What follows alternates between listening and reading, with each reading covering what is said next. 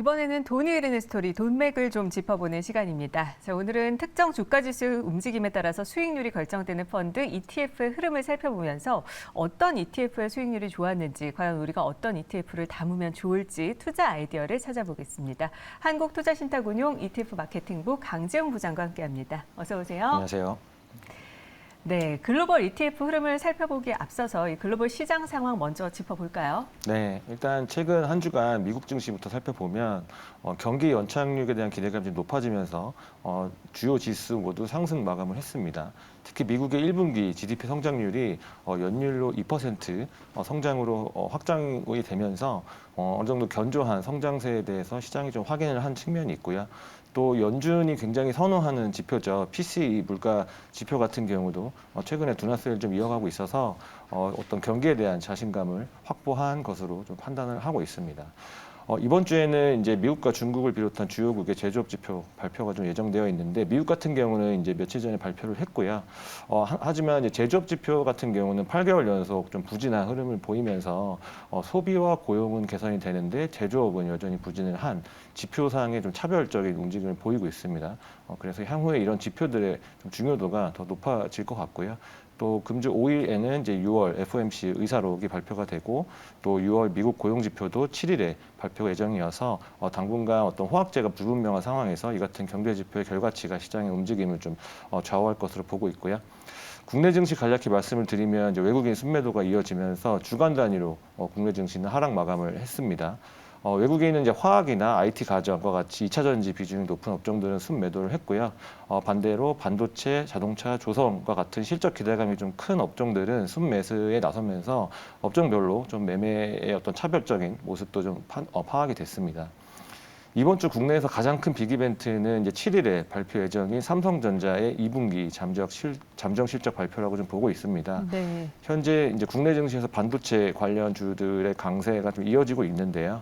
만약에 삼성전자의 잠정 실적이 기대치를 상회할 경우에는 이 같은 온기가 추가 상승으로 좀 확산이 될 수 있기 때문에 관련된 실적을 반드시 체크해 보실 필요가 있고요. 최근에 이런 기대감을 좀 발판으로 삼아서 삼성전자도 52주 신고가를 돌파를 하면서 기대감을 좀 키우고 있는 상황입니다. 또 미국의 마이크론도 실적이 예상보다 좋아져서 메모리 업체들에 대한 업황 턴어라운드 기대감도 현재 좀 살아있는 국면이고요. 글로벌 ETF들의 성과를 업종별로 살펴보면 전 섹터가 상승 마감을 했습니다. 이 가운데서 이제 부동산, 에너지, 원자재 같이 좀 경기에 민감한 ETF들 위주로 상승을 했고요. 네. 테마형 ETF 같은 경우는 이제 친환경 아니면 에너지 업스트림, 부동산 리츠, 항공 여행, 블록체인 뭐 이런 쪽의 테마들 위주로 강세를 좀 보였었습니다. 네. 그렇다면 이 글로벌 ETF 한 주 동안 수익률이 어땠는지 한 주간 성적표를 좀 살펴볼까요? 네, 한 주간 글로벌 ETF 중에서 이제 성과 상위 5개 먼저 살펴보도록 하겠습니다. 네, 주식형 ETF부터 볼까요? 예, 주식형 같은 경우는 일단 최근에 테슬라 호재가 좀 많이 나오면서 테슬라 주가가 좀 많이 상승을 하면서 전반적인 글로벌 전기차 주가를 많이 끌어올렸는데 이에 따라서 이제 글로벌 주요 전기차 업체 5개의 주식에만 집중 투자한 ETF가 지난달에 상장이 처음 됐는데 이 ETF의 성과가 주간 단위로 가장 좋았었습니다. 그래서 네. 23.14%의 가장 높은 주간 성과를 좀 보였고요. 전기차 ETF요. 네네, 전기차 ETF인데 이제 테슬라나 뭐 리비안, 리오토와 같이 글로벌 주요 전기차 업체 주식 5개에만 투자를 하기 때문에 굉장히 압축적인 포트폴리오로 집중 투자를 하고 있는 그런 ETF입니다. 네. 그 외에는 이제 비트코인 가격이 다시 상승세로 전환이 되면서 가상자산 관련 기업에 투자하는 ETF들도 대부분 상위권을 좀 차지를 했고요. 네. 저번 주에도 말씀드렸지만 최근에 이제 블랙록이라고 하는 운용사가 비트코인 현물에 투자하는 ETF에 대한 승인을 미국 SEC 당국에 요청을 했는데 불허가 됐습니다. 그래서 이 불허에 대해서 다시 보완을 하고 재승인을 요청했다는 소식이 전해지면서 한동안 잠잠했던 비트코인 가격이 다시 좀 상승하는 흐름을 보였고 관련해서 ETF들에도 좀 좋은 영향을 미쳤어요. 이 현물 ETF 승인의 불허의 가장 큰 이유가 이제 어떤 시장에 대한 감시 부족 막 이런 것들에 대해서 SEC가 이제 불허를 했는데 블랙록 같은 경우는 그 부분을 보완해서 현재 가상자산 거래소와 직접적으로 본인들이 감시와 이제 그런 관리를 하겠다라고 강력한 의지를 보였기 때문에 향후에 이 재승인 요청이 받아들여질지에 대해서 시장의 관심이 굉장히 높아질 것 같습니다. 네, 그렇군요. 그렇다면 채권형 ETF 탑5는 어떤 것들일까요? 네, 채권 같은 경우는 이제 경기 낙관론이 좀 퍼지면서 다소 위험도가 높은 채권으로 분류가 되는 이제 전환사채 아니면 하이힐드 채권 ETF가 상위권에 좀 대거 랭크가 되어 있고요. 그래서 주식시장 강세와 함께 채권 시장에서도 좀 위험스러운 현상이 다소 좀 나타나는 모습으로 좀 보여집니다. 그리고 지난주에 이제 미국 국채 금리가 조금 상승을 했는데 그에 따라서 그럼에도 불구하고 스프레드가 조금 줄어들면서 전반적인 채권이 플러스 성과를 좀 기록했던 모습으로 파악이 됩니다. 네, 전반적으로 성적이 좋은 편이군요. 그렇다면 이 글로벌 ETF가 한 주 동안 자금 흐름이 어떻게 됐는지, 어디로 흘러갔는지 자금 동향을 좀 살펴볼까요? 네, 일단 한 주간 180억 달러 넘는 자금이 대규모로 순유입이 돼서 직전주에 순유출 2배 가까운 규모가 시장으로 들어왔고요. 특히 이제 주식형 ETF로 160억 달러가 유입이 되면서 대부분을 차지를 했습니다. 특히 이제 주식 중에서도 대형 성장주의 압도적인 순유입세를 좀 보이면서 확실히 시장은 경기에 굉장히 낙관적인 심리를 갖고 있다는 점을 좀 반영한 것 같고요. 네. 그 외에는 글로벌 주식이나 아니면 중형 성장주 관련 ETF로 순유입이 좀 되는 모습을 좀 보였습니다. 주식 말고도 채권으로도 순이입은 되었습니다. 23억 달러 규모였고요.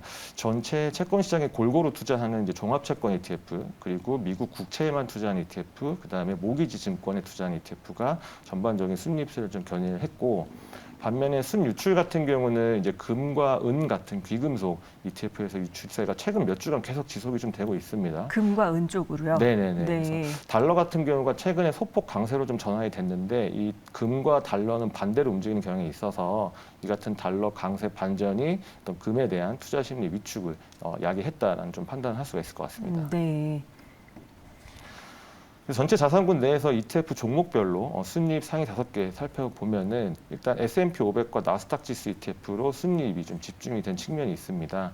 말씀드렸던 일전에 또 말씀드렸던 S&P 500 지수에 투자하는데 업종별로 동일한 비중을 가져가는 ETF가 있어요. 이 ETF도 순유입 5위에 현재 기록을 하고 있는데 전반적으로 봤을 때는 주식시장 강세에 베팅을 해서 이제 주식형 ETF로 다 좀 대규모 자금이 유입이 됐었는데 이 동일한 비중을 업종별로 가져가는 ETF도 지속적으로 순이입을 좀 나타내고 있습니다. 그래서 아무래도 최근 빅테크 강세에 따라서 이 테크 IT 업종 비중이 지수 내에서 굉장히 좀 커졌는데 그에 대한 부담을 시장에서 좀 밸류에이션 부담을 느끼는 것 같아요. 그래서 이 빅테크 밸류에이션 우려로 동일 비중 ETF에 대한 관심도 한 번쯤 가져보실 필요가 있어 보입니다.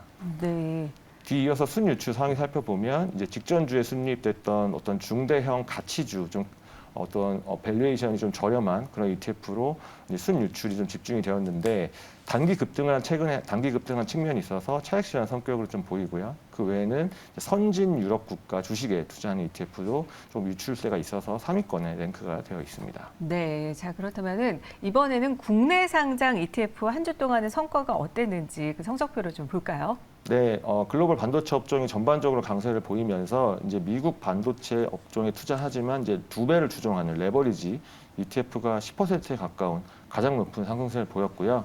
또 최근에 테슬라 호재가 연이어서 발표가 되고 있습니다. 뭐 테슬라 충전 동맹에 포드나 GM에 이어서 볼보까지 합류를 했다는 소식도 있고 또 2분기 테슬라 차량 판매량이 예상치 상회했다라는 또 호재가 있어서 테슬라 주가가 좀 상승세를 보이고 있는데 관련해서 이제 테슬라와 관련된 핵심 공급망 기업 주식에 투자하는 ETF가 있습니다. 밸류체인 ETF인데 이 ETF도 8% 넘는 상승세를 보이면서 한 주 마감했고요. 네. 그 외에도 인도 주식 레버리지, 그다음에 중국 IT 업종 레버리지 ETF도 해당 증시 강세 영향에 상승 마감을 했습니다. 네, 반도체 레버리지 그리고 테슬라 관련 인도 주식, 중국 IT 레버리지 눈여겨봐야 되겠군요. 네, 맞습니다. 네, 그리고 또 하위 5개는 어떤 것들이 있습니까? 네, 성과 하위 5개 보면은 이제 농산물, 선물 관련 ETF들이 하위권에 랭크가 좀 되어 있고요.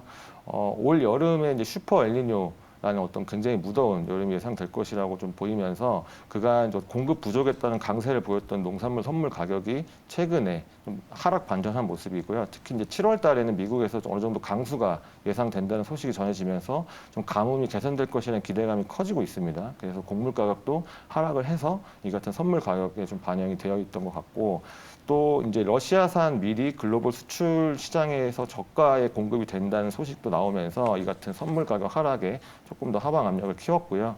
그래서 당분간 이제 기상 관련 뉴스 플로우에 이 같은 곡물 가격 변동성이 매우 커질 것으로 보여서 좀 주의가 필요할 것으로 좀 보입니다. 그 외에는 이제 팔라듐 선물, 최근 들어서 계속해서 약세를 좀 보이고 있는데 또 그에 따라서 이제 팔라듐 선물 ETF와 또 에너지 화학 업종도 유가 약세에 따라서 이 ETF도 약세를 보였습니다. 네, 그렇군요. 이 국내 증시 신규 상장된 ETF는 어떤 것들이 있을까요? 네, 어제죠. 화요일에 국내 증시에 상장된 2개의 신규 ETF 간략히 소개해 드리도록 하겠습니다. 삼성자산운용이 이제 상장을 했고요. 코덱스 2차 전지 핵심 소재 10FN ETF 그리고 레버리지 ETF인 2차 전지 산업 레버리지 ETF입니다. 최근에 대부분 운용사에서 2차 전지 테마와 관련된 신규 ETF를 지속적으로 상장을 좀 하고 있고요.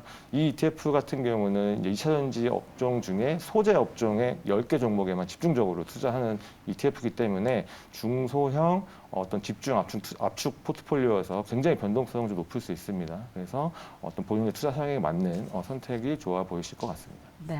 자, 우리가 가장 관심 있게 보는 부분이죠. 이번 주에 특히 주목할 만한 ETF, 눈여겨보면 좋은 ETF는 어떤 것들이 있을까요? 네, 수급 측면에서 ETF 시장에서 지난주 국내에서 연기금이 굉장히 독특하게 베트남 주식형 ETF를 300억 원 가량 순매수를 했습니다. 네. 굉장히 좀 특이한 매매 동향인데 이에 따라서 오늘은 이제 베트남 관련된 말씀 좀 드려볼까 합니다.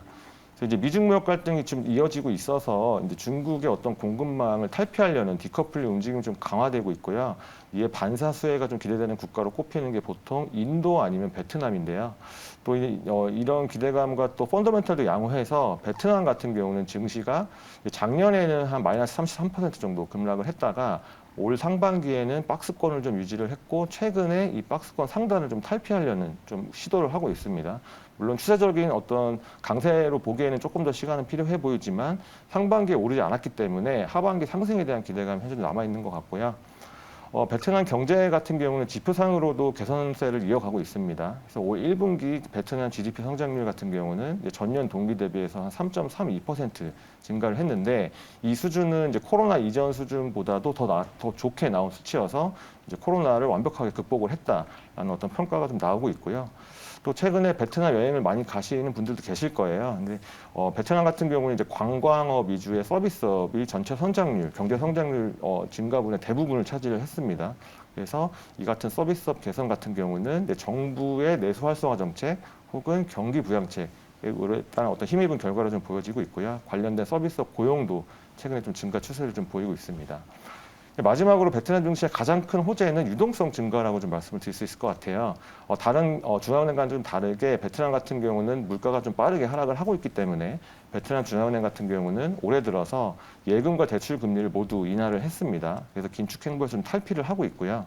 특히 대출 금리가 떨어진다는 건 이제 경기 측면에서 봤을 때 소비 시장 회복으로도 연결이 될 수 있기 때문에 탄력적인 내수 회복도 기대가 되고 있어서 올 하반기에 신흥국 투자에 관심이 있으신 분들은 베트남 쪽도 한 번쯤 관심을 가져보시면 좋을 것 같습니다. 네, 베트남 주식 관련 ETF 살펴봤습니다. 저 오늘 돈이 든 스토리에서는요, 이 한국투자신탁운용 ETF 마케팅부 강지영 부장과 함께 글로벌 ETF, 국내 ETF, 눈여겨볼 ETF로 베트남 ETF까지 자세히 살펴봤습니다. 오늘 말씀 고맙습니다. 감사합니다.